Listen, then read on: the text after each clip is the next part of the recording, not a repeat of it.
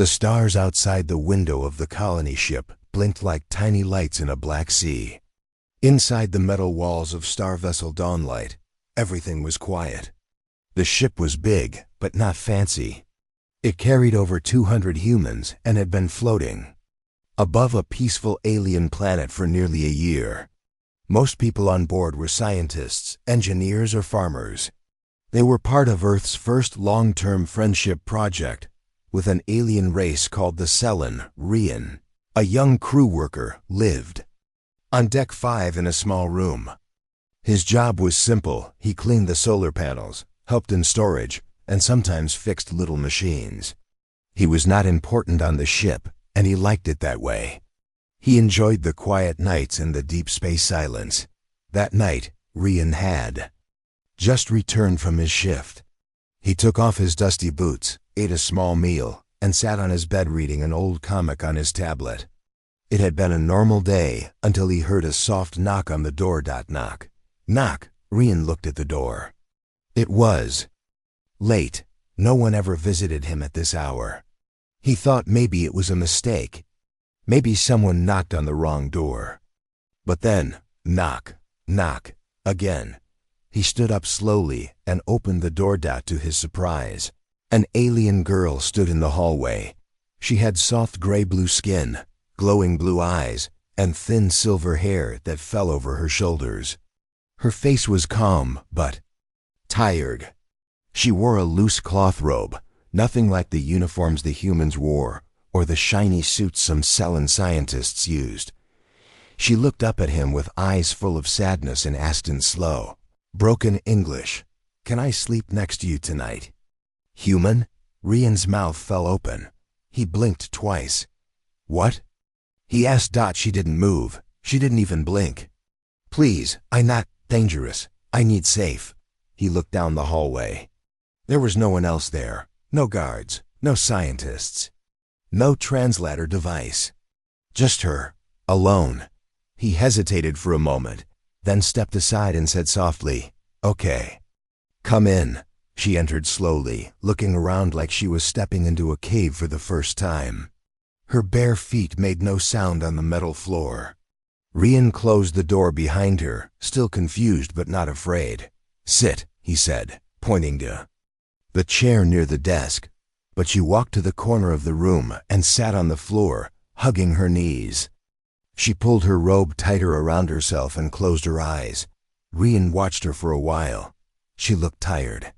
Not just in the body but in the heart. He didn't know what had happened to her, but he could see she needed rest. He didn't ask questions yet. Instead, he opened a drawer and took out a clean blanket. "Here," he said, handing it to her. She opened her eyes and took it with both hands. "Thank you," she whispered. "You can use the extra cot," Rian offered. "It's not soft, but better than floor." The alien girl shook her head gently. "Floor okay. Soft floor is better than war." Rian paused. War? What did she mean? He sat on his bed and kept the light dim. For a few minutes he just watched her breathe.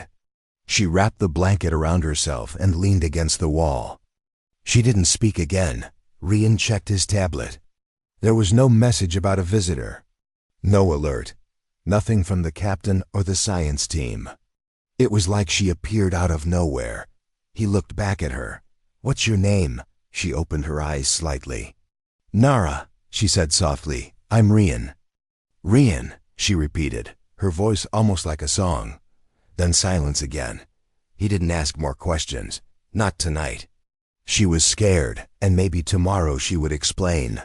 He lay back on his bed and stared at the metal ceiling. His room was small.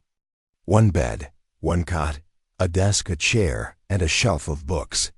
He had lived alone for months, and nothing strange had ever happened. But now, there was an alien girl sleeping on his floor, and she had asked him a question no one had ever asked before. "Can I sleep next to you tonight, human?" It echoed in his mind. Not just the words, but the tone. She wasn't trying to be strange. She wasn't trying to trick him. She was simply asking for safety, and something deep inside him told Rian that this wasn't just about sleep. This was about trust, about fear, and maybe about something bigger. He closed his eyes and listened to the quiet breathing in the corner. For the first time in many nights, sleep didn't come easy. Morning came slowly on the star vessel dawnlight. The lights in the hallway turned on softly, and the air hummed through the vents. But inside Rian's room, the silence remained. Rian opened his eyes and sat up on his bed. For a second, he thought, last night was a dream. But when he looked toward the corner, he saw Nara, the alien girl, still wrapped in the blanket. She was sitting quietly with her legs crossed, watching the light dance on the wall. "You're awake," Rian said softly. Nara turned her glowing blue eyes toward him and gave a small nod. "Did you sleep?" "A little," she replied. Rian stood up and stretched. "You hungry?" Nara looked confused. "Hungry?" Rian opened a drawer and pulled out 2 food packs. "Do you want food?" He pointed to his mouth. "Eat." Her eyes lit up with understanding. "Yes, eat." He handed her 1 pack. It was a protein bar, plain but filling. She took a small bite, then another, and soon finished the whole thing. "You like it?" Rian asked. Nara smiled a little. "Strange taste, but good." They sat in silence again, but this time it felt warmer, not so heavy. Rian watched her carefully.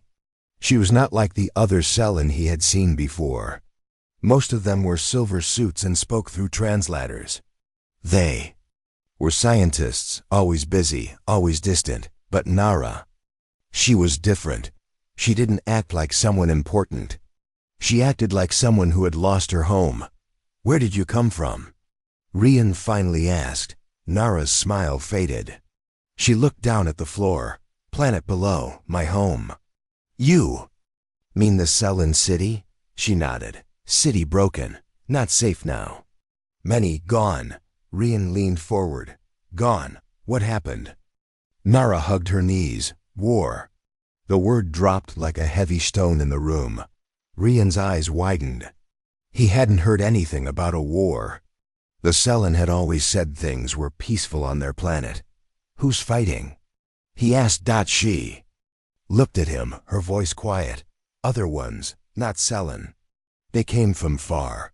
Big ships, fire from sky, no talk. Just fight." Rian's heart beat faster.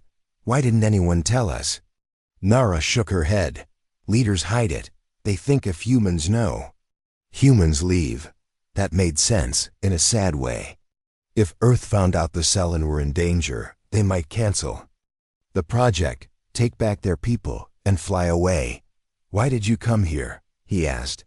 "How did you get on the ship?" "I know hidden path," she said. "My father, he was builder. He made machine, hides me from scans. I used it, found your ship." Rian was amazed. "A cloaking device?" "That was advanced technology." He looked at her, full of questions. "Why did you come to me?" he asked softly. She blinked.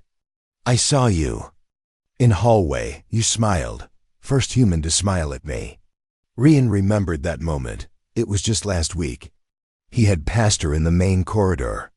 She looked lost, like she didn't know where to go, so he smiled just to be kind. He didn't think much of it, but to her, it meant everything. "You trusted me because I smiled?" "Yes," she said. "No one else did." Rian sat back, trying to understand the weight of that. One simple action had changed her path. A small smile had brought her to his door, and now he was part of something big. "I need to tell someone," he said. "The commander, the science team, they should know." Nara looked afraid. "No, they send me back. I can't go back." "They might help you." She shook her head. "They listen to leaders, not to me." Rian thought hard. She was right. In some way. If he reported her, she might be locked away or returned to the surface. But if he said nothing, she'd be hiding, alone and afraid. He stood up and walked to his desk. "I know someone who works in communication. Her name is Mira. She's kind. I'll talk to her." Nara didn't reply, but her eyes showed a small hope. I won't let them hurt you, he promised. But we need help. If there's a war, we can't stay silent. Nara gave a slow nod. Okay, I trust you. Rian smiled again. Good. That's the second time. They both laughed a little, just a short sound, but it felt like a small light in the darkness. Later that day, Rian met Mira during lunch. He told her the truth in quiet words. Mira listened carefully, and instead of getting angry, she whispered, "Let me speak to the captain, privately." Rian returned to his room feeling nervous.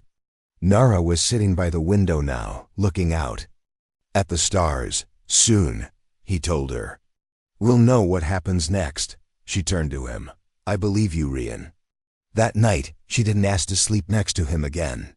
She just lay on the cot, eyes closed, breathing slowly. And Rian lay in bed, staring at the ceiling again, but this time, he didn't feel alone. Something important was beginning. Captain Juno sat behind her desk in the command center. The soft hum of engines and blinking lights filled the room. Across from her stood Mira, the communications officer, and Rian, the young crew worker. Mira had asked for this private meeting after lunch, but Rian did not know what to expect. Captain Juno pressed her fingers together. Myra tells me you have something important, she said, looking at Rian. He swallowed. He thought of Nara, waiting alone in his room. Captain, an alien girl named Nara is hiding on board. She came from the planet below. She said there is a war there. Juno's eyes narrowed. Why was she hiding? Rian told the story of the knock on his door, the broken English, and the cloaking device made by Nara's father. He explained how Nara had risked everything to reach safety. The captain leaned back. This is very serious. If true, it could end our alliance. Mira spoke up softly. Captain, if we turn her away, we break our promise of friendship. She trusted us. I think we must help her. Juno stared at Mira, then at Rian. She sighed. Very well. I will see this girl myself. She tapped her link. Security, escort me to Deck 5, Cabin 523. Within minutes, Captain Juno, flanked by two quiet officers, entered Rian's room. Nara stood from the cot when she saw the captain. Her glowing eyes were calm but alert. Lieutenant Nara, Juno began, using the title humans gave their highest-ranking guests. I am Captain Juno of this vessel. You are in a place of peace. She paused. Tell me your story. Nara's voice was soft, but her words were clear. My home city fell. Fire and sky. Machines hunted us. My father hid me with his device. I found your ship. I only asked for rest. The officers behind Juno exchanged glances. One pointed to the small silver box in Nara's hand, the cloaking device. It was no bigger than a notebook. Juno knelt down to Nara's level. This device hazards our scanners. You could harm us or hide other things we need to know. Nara opened her palm, showing the device. My father made it to hide. Children, it is not weapon. He taught me to use it only when I run. Rian stepped forward. She saved her life. And she has no wish to fight us. Mira added, if she trusts us, we can learn more about the war. Perhaps we can help both species.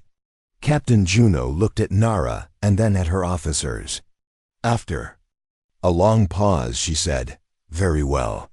Nara, you will stay under our protection, but you must disable this device. No more hiding from our scans. Nara nodded and pressed a small switch on the side of the box. A faint blue glow faded. I trust you, Captain. Juno stood and turned to Rian. This is your responsibility now, Rian. Help her adjust. Keep me informed. Rian saluted playfully, though his heart raced. Yes, ma'am. That evening, Rian brought Nara to a quiet observation deck. Rows of windows looked out into the sea of stars. The hum of the ship felt distant here. Nara gazed quietly at the lights of distant suns. So many stars, she whispered. Rian pulled up a chair next to her cot. Each one could hold a planet. He waved at a bright point. See that? That? Sun might have its own world. She turned to him and smiled for the first time that day. I never saw space like this. On planet, we only saw 2 moons. They spoke for hours. Nara told him about Cellen life before the war gardens that glowed at night. Libraries filled with crystal scrolls, and songs that used the wind as an instrument. Rian shared stories of Earth traditions, campfires under open skies, songs sung around flames, and ancient tales of heroes. Their voices grew soft, and soon the stars outside were the only light in the deck. Rian realized how much they both needed someone to listen. Nara had found a friend in him, and he had found a mystery he wanted to unravel. The next morning, the science team invited Nara to join their meetings. They tested her device, learned its secrets, and found ways to improve their own scanners. Nara's knowledge became a bridge between 2 worlds. Meanwhile, Rian trained with the security officers, learning basic defense routines, just in case. He wanted to be ready to protect Nara if the war ever reached their ship. Late that day, an urgent message came through the comms. Long-range sensors detect a fleet approaching. Unknown ships. Captain Juno called for all hands on the bridge. Rian and Mira rushed to the command center, Nara at Mira's side. They watched blinking dots grow larger on the holomap. The viewer labeled them as Unknown Class C. No markings, no flags. Captain Juno's voice was firm. Maintain course and shields to full. Prepare a warning broadcast. Nara, can you identify them? Nara studied the screen. At first she was silent. Then she shook her head slowly. They are not Cellen. They are the ones who attacked us. The warships. A gasp ran through the crew. Rian felt Nara's hand tighten on his arm. Everyone, the captain ordered. We are about to face battle. But we will not give up a friend. Shields up. Weapons ready. And signal them. We protect our own. Rian thought of the first night how simple trust had led Nara to his door. Now that trust would be tested in the fires of war. But he knew one thing was certain. Humans and Cellen would stand together. And as the unknown fleet closed in, Rian whispered to Nara, We've got your back. She looked at him, hope shining in her blue eyes. I know, Rian, I know. The star vessel Dawnlight moved slowly above the alien planet, but tension inside the ship was rising quickly. The unknown enemy ships had not attacked yet, but they were getting closer with every hour. Captain Juno called an emergency meeting. In the central hall, all senior officers, science leaders, and department heads gathered. Even Rian, though still a junior worker, was allowed to attend because of his connection with Nara. She sat beside him, wearing a simple gray robe, quiet but alert. The large screen at the front of the hall showed the approaching Fleet 6 enemy ships. Their shape was sharp and long, like dark arrows pointed toward the human ship. They gave no signal, no reply, no sign of peace. Captain Juno stood at the center of the room. Everyone, we have a choice to make, she said. Her voice was calm, but strong. The girl, Nara, has told us her people are under attack. She escaped and asked for our help. Now these ships are here likely because of her. A voice from the back called, then maybe we should give her back. Rian stood up immediately. No, that's wrong. She came here because she was scared. She trusted us. A few others nodded, but some still looked unsure. Dr. Benro, the ship's lead scientist, spoke next. If we give her back, maybe the enemy will leave us alone. We are not a warship. We are scientists and builders. This is not our fight. Captain Juno nodded. Yes, but we are also humans. Do we turn away someone who asks for safety? What does that say about us? Silence filled the room. Then Nara stood slowly. Everyone turned to look at her. I did not mean to bring danger, she said, her voice soft but steady. I only wanted To survive. I did not think you would fight for me. If you must send me away to stay safe, I will not stop you. Rian stepped beside her. She shouldn't have to say that. She belongs here now. This is our ship, but it's also her home. Captain Juno raised her hand. We will vote. This is not just my decision. All department heads will choose. Do we protect Nara and prepare to fight, or do we hand her over and try to avoid conflict? One by one, the votes were cast. Science. No. Engineering. Yes. Security. Yes. Medical. Yes. Farming and supplies. Yes. Communications. Yes. Captain Juno looked around the hall and said clearly, then it is decided. We protect her, and we prepare. Later that day, the crew worked quickly. Shields were tested. Weapons were charged. All non-essential systems were powered down to save energy. The ship was made for research, not war, but humans were clever. They could adapt. Nara helped too. She showed the science team how her father's cloaking device worked. With her help, they improved the ship's sensors. Now they could see even the smallest movement from the enemy. Meanwhile, Rian trained in the simulator room. He wasn't a soldier, but he wanted to be ready. His hands were not used to weapons, but his heart was strong. He would protect Nara with everything he had. At night, the crew rested in shifts. Rian returned to his room, exhausted. He found Nara sitting at his desk, watching the star map on his tablet.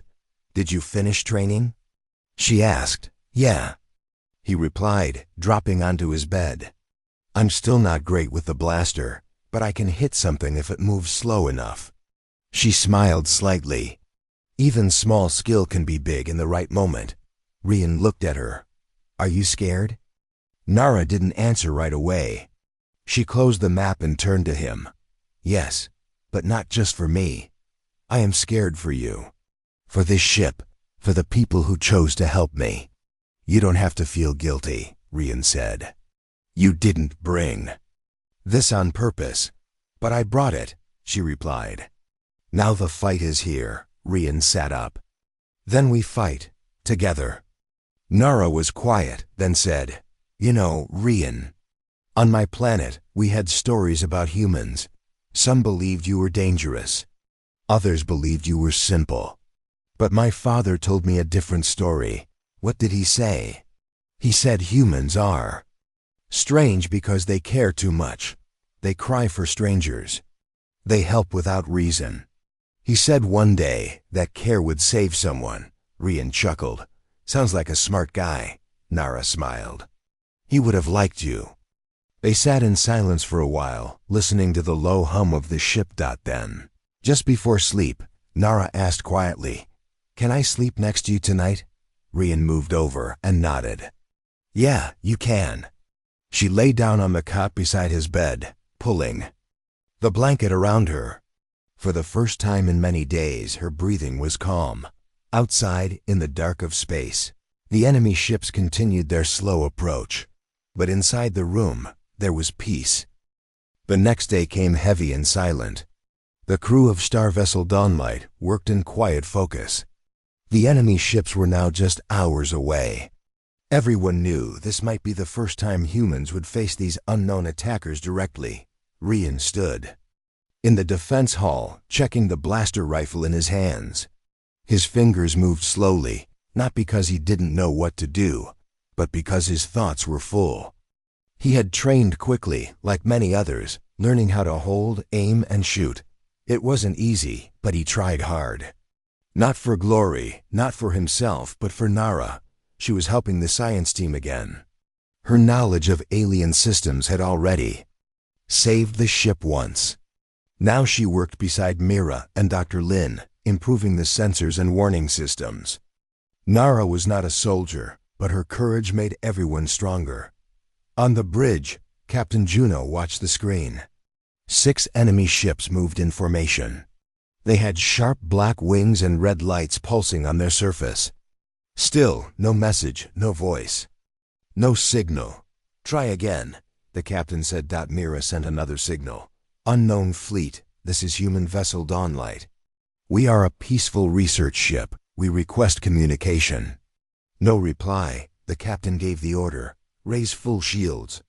All defense teams be ready."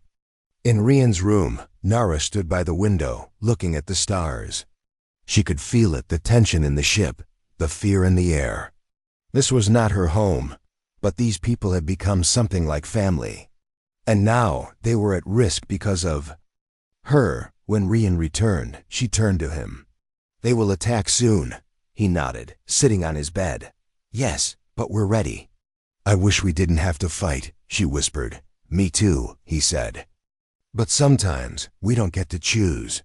There was a pause. Then Rian looked at her seriously. "Do you want to go to the shield room? It's safe there." She shook her head. "No, I want to help." "You already are." Nara gave a small smile. "Then let's protect this ship, together." Suddenly, alarms rang through the corridors. "Enemy ships in range." Mira's voice echoed through the speakers. "Brace for possible attack." Rian jumped to his feet. "Stay here," he told Nara, rushing toward the door, but Nara grabbed his hand. "Rian, be careful." "I will," he promised. He ran to his station, joining the rest of the defense team. The hallway was filled with officers taking positions. Security drones hovered in place, ready to assist. Captain Juno's voice came next. "Enemy ships have locked weapons. They are preparing to fire." In the control room, Nara watched the screens. Her hands trembled, but her mind stayed focused. She connected to the data feed and used her knowledge to boost the targeting accuracy of the ship's rail cannons. A few moments later, the attack began. The enemy ships fired beams of red energy. The human shields held strong, but only barely. A second wave hit harder. The lights in the ship flickered. One small section on the lower level lost power. Rian gripped his blaster and followed the security team to that section. Sparks flew from the walls. They heard strange metal sounds, like claws scraping the ship's hull. Then a loud bang. One of the enemy ships launched a boarding pod. It crashed through the outer hull and latched on tight. The doors began to melt under some kind of alien acid. Rian took cover. "They're boarding!" 3 enemy figures broke through. They were tall, dark creatures with armor that looked like bone. Their eyes glowed red. They didn't speak. They just attacked. The first one charged, swinging a sharp weapon. Rian fired. His blaster hit the creature in the chest. It screamed, but kept moving. The second security guard shot it again, this time in the head. It fell. The other 2 rushed forward. Rian and the others fought back. Blasters fired, sparks flew. 1 alien fell. The last one turned and fled back toward the breach. "Seal the hole!" The officer yelled. Rian helped carry an injured guard back while the drones patched the metal. Meanwhile, Nara stayed in the control room. She worked with Mira and Dr. Lin to redirect power to weak parts of the shield. She also gave exact positions of the enemy ships using her father's cloaking device upgrades. Captain Juno gave quick, sharp commands. "Aim rail cannon at center ship. Fire when locked." Boom! A powerful shot hit the largest enemy ship. It exploded in space, pieces flying apart. The enemy fleet shifted. They weren't expecting this level of resistance. "They're moving." "Away!" Myra shouted. "We're pushing them back." The enemy ships turned slowly and began retreating. They left behind 1 broken pod and 2 disabled ships. Dawnlight did not chase them, but it had survived. After the battle, Rian returned to his room, tired and sore. His arm was burned from a spark, but he was alive. Nara stood when he entered, her face full of worry. "You're hurt." "It's nothing," he smiled. "Just a scratch." She took his hand. "You could have died." "But I didn't," he said. "Thanks to you." They sat down on the floor, side by side. Outside, stars still filled the sky. But now they seemed brighter. "Do you think they'll come back?" Rian asked. "Yes," Nara said, "but next time, we'll be even stronger." He nodded slowly. You helped us fight. You're one of us now. Nara looked at him and asked softly, Can I sleep next to you tonight, human? Rian didn't even hesitate, of course. And so, under the soft light of stars, they lay quietly, knowing this fight was just the beginning, but they were ready to face whatever came, together. The enemy fleet had left, but the memory of the battle still floated in the air like smoke. Inside Star Vessel Dawnlight, repairs had begun. Teams worked day and night fixing wires, welding broken doors, and checking the shield system again and again, but the mood was not dark.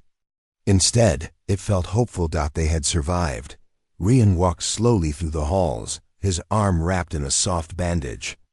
Every step reminded him of the blast and fire, but he didn't complain. He had seen worse. Some of his teammates were still in the medbay, resting after the fight. He had helped carry 2 of them out of danger. For the first time, he didn't feel like just a worker. He felt like someone who mattered. At the entrance to the control room, he saw Nara talking with Dr. Lin and Mira. She was showing them how to use her father's tech to boost long-range signals. They were trying to reach other Sullen survivors, if there were any still hiding across the planet. Rian! Nara called out, noticing him. She ran over, her blue eyes bright. How is your arm? It's better, he said. Still hurts. A little when I lift it, but I'll live. She smiled, and for a moment, it felt like they were back in his quiet room, sharing a laugh instead of a war. Did the message go out? He asked. Yes, Nara said. We use the same wave my people use. If anyone is listening, they will answer. Mira walked up. We've already received 2 weak signals. It's possible there are other Sullen out there, still alive. Rian's heart jumped. That's good news. More than good, Mira said. It means we might be able to help them escape, just like we helped Nara. Captain Juno entered. Behind them, holding a data pad. We'll start search missions tomorrow, she said. Small teams only, no full landings yet, Nara nodded. I will help lead. I know the old places. Juno looked at her kindly. And we'll protect you while you do. Later that night, Rian sat on the observation deck, staring out at the calm stars. His body was tired, but his mind was too full to sleep. Nara came quietly and sat beside him. Neither of them spoke for a while. Then Nara said, Do you know what I used to do on my planet before the war? Rian looked at her. No, what? I was a student of music. I learned to play the skyhorn. Skyhorn? Rian smiled. Sounds cool. It is, she said with a soft laugh. It uses wind and light. The notes are made from air passing through crystal strings. It sounds like water and wind mixed together. That sounds beautiful. I haven't played since the sky turned red, she said, her voice softer now. But sometimes when I close my eyes I can still hear the sound. Rian looked down. I used to draw, he said. Back on Earth, just small things, trees, animals. Never showed anyone. You should draw again. Maybe one day. Nara turned to him. You are more than a fighter, Rian. More than a worker. You have a soft heart. That's why I chose your door that night. Rian's face grew warm. I just smiled at you in the hallway. That smile saved my life. They sat quietly again, both thinking about the journey that had brought them here. Then the speaker above crackled. Mira's voice came through, excited and fast. Attention crew. We've received a clear message. 3 Sullen escape pods located in orbit. We're preparing to retrieve them. Rian and Nara stood up at the same time. They're alive. Nara whispered, tears forming in her eyes. They're really alive. The next day, a small shuttle flew out from Dawnlight. Rian, Nara, and 2 officers were inside. They reached the escape pods within an hour. Nara was the first to open the hatch. Inside were 3 Sullen 2 elders and 1 young girl, maybe 10 years old. Their faces were tired, their eyes wide with fear, But when they saw Nara, they gasped, "You survived!" Nara hugged them tightly. "So did you." The girl looked up at Rian. "Are you the human who saved her?" He smiled. "Not just me. Everyone on the ship helped." The girl stepped forward and hugged his leg without saying a word. Rian looked at Nara, surprised. "I didn't expect that." "She feels safe," Nara said. "Like I did." When they returned to the ship, the crew welcomed the sullen survivors with warmth. Blankets, food, and medical help were given immediately. Everyone seemed to understand that this was not just a rescue, this was history. Two different species working together, not just for science, but for survival and hope. Later that evening, Nara and Rian sat in the quiet of the observation deck again. The young sullen girl they had rescued sat nearby, sleeping peacefully in a chair. "The ship is different now," Nara said. "It is," Rian agreed. "Because of you." "Because of us," she corrected. There was a long pause. The stars outside blinked gently, like they were listening. Then Nara whispered, "Rian, can I sleep next to you tonight?" Rian smiled. "Always." They didn't say more. They didn't need to. In the stillness of space, they rested side by side, as alien and human, but as friends who had faced fire and fear together and still found peace. A week passed after the battle. The star vessel Dawnlight moved slowly across the orbit of the planet, still watching the stars carefully, but no enemy ships returned. The crew had grown stronger, more united. And now, something even more important had begun. Hope. In the main cargo bay, humans and Cellin worked together. Tools, crates, and machines filled the space. The humans helped fix Cellin escape pods. Nara, now wearing a simple human jacket over her robe, helped translate commands between the engineers and the survivors. "Can you pass me the blue wire?" Rian asked, bent under a control panel. Nara reached into the toolbox and handed it to him. "Here, but that's purple, not blue." Rian peeked out and laughed. "Looks blue to me." Nara smiled. "You humans have strange eyes. You Cellin have strange skin." "Fair enough." They both laughed, and others around them joined in. It didn't feel like two species anymore. It felt like one team. Captain Juno had ordered that Cellin survivors would remain aboard until a safe home could be built on the planet below.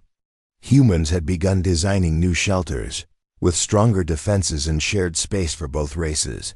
Later that day, the council room was filled with voices. Leaders from the human side and the rescued Cellin elders sat together for the first time. Rian stood in the back beside Mira, watching quietly. Nara sat at the front beside Captain Juno. The elder Cellin woman stood up slowly. "Long ago we believed the stars were only ours, but we were wrong. The stars belong to all who carry peace in their hearts." Captain Juno nodded. "Then let us build together a new home shared by both." The room fell quiet for a moment. Then the elder placed her hand on Juno's shoulder and said, "We accept."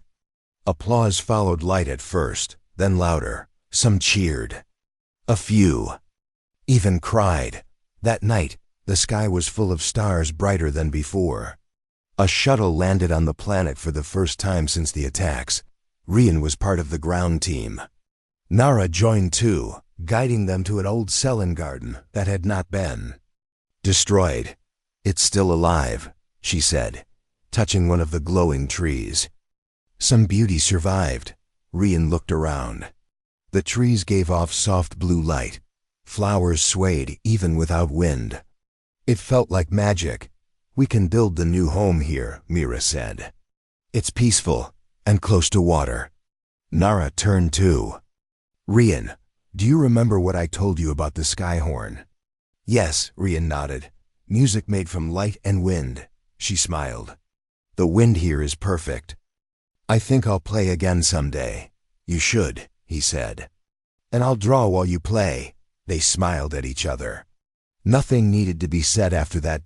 Back on the ship, the final plans were made. Half the crew would stay on the planet to help the Cellin build. The others would continue exploring space, searching for new knowledge and new life. Rian was offered a choice. "You can go back to Earth," Captain Juno said. "You've done more than we ever expected." But Rian looked toward Nara and said, "I want to stay. There's more to do here." Juno smiled. "I thought you'd say that." A week later, the construction began. Rian helped plant new farms. Nara translated building plans. Together, they placed the first stone of the new village. One night, as the stars shined above and the new houses stood in peaceful rows, Rian and Nara walked through the fields. "Do you miss Earth?" she asked. "A little," he said. "But not as much as I thought I would. This place feels like home now." "For me too," she said. "Because of you." They stopped near a small hill, where a simple house was being built for them and a few others. Nara sat down on the soft grass and looked up. This all started because of a small smile. "And a soft knock," Rian added.